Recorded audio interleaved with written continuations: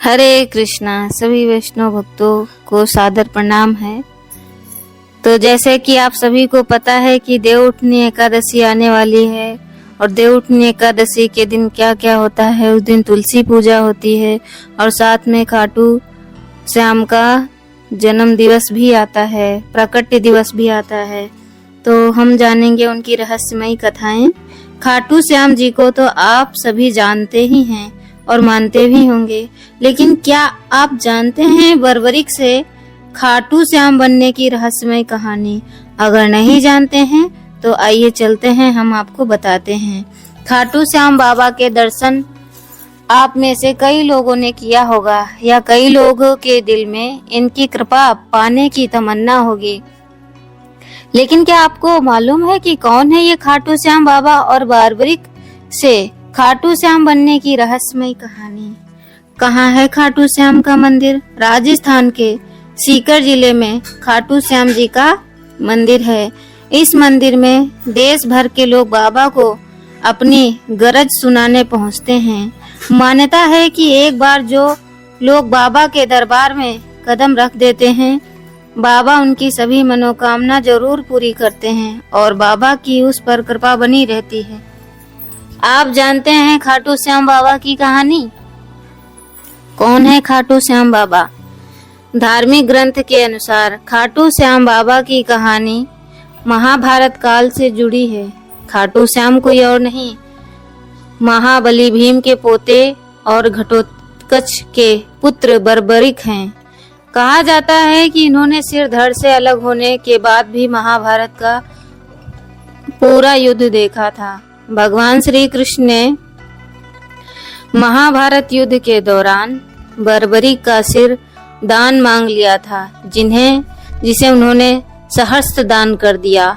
इसके बाद भगवान ने बर्बरिक को वरदान दिया कि कलयुग में उनकी पूजा बाबा खाटू श्याम के रूप में होगी और जो खाटू श्याम की पूजा करेगा उसे उनका भी आशीर्वाद मिलेगा। क्या है बाबा खाटू श्याम से संबंधित मान्यताएं? खाटू श्याम बाबा को कलयुग का देवता माना गया है। इसके साथ ही इन्हें बेसहारों का सहारा भी कहा जाता है। मान्यता है कि जो व्यक्ति बाबा के दर पर आता है, बाबा उसे हर संकट से उबारते हैं। इसीलिए कहा जाता है, हारे का सहारा बाबा श्याम हमारा। बर्बरिक से खाटू श्याम बनने की कथा अब हम श्रवण करेंगे। कथा के अनुसार बर्बरिक पराक्रमी योद्धा थे। महाभारत के युद्ध के दौरान बर्बरिक ने अपनी माता अहिलावती से युद्ध में शामिल होने की इच्छा प्रकट की। जब माँ ने इसकी अनुमति दे दी तो उन्होंने माता से पूछा, मैं युद्ध में किसका साथ दूं? इस प्रश्न पर माता ने विचार किया कि कौरवों के साथ तो विशाल सेना, स्वयं पितामह भीष्म, गुरु द्रोणाचार्य, कृपाचार्य, अंगराज कर्ण जैसे महारथी हैं। इनके सामने पांडव अवश्य ही हार जाएंगे। इसीलिए उन्होंने बर्बरिक से कहा, जो हार रहा हो तुम उसी का सहारा बनो। बर्बरिक ने माता को वचन दिया वह ऐसा ही करेंगे और वह युद्ध भूमि की ओर निकल पड़े। बर्बरिक के युद्ध में शामिल होने और उसकी प्रतिज्ञा से भगवान श्री कृष्ण परिचित हैं। तो भगवान श्री कृष्ण को सारी चीजें पता थी और इन सब चीजों से परिचित हैं। जिस प्रकार उन्होंने अपनी माता के सामने प्रतिज्ञा ली कि जो हारने लगेगा मैं उसी का साथ दूंगा, तो भगवान को पता था। तो अब भगवान श्री कृष्ण इन सब बातों से परिचित थे, क्योंकि वो भगवान है, उनको सब पता होता है, आगे का पीछे का, और क्या हुआ था, क्या होने वाला है और क्या हो गया है, इन सब के बारे में भगवान को पता है। तो भगवान श्री कृष्ण परिचित हैं और वो युद्ध का अंत भी जानते थे, क्योंकि कौरवों को हारता देखकर बर्बरिक कौरवों का साथ देते तथा पांडवों के लिए युद्ध जीतना मुश्किल हो जाता।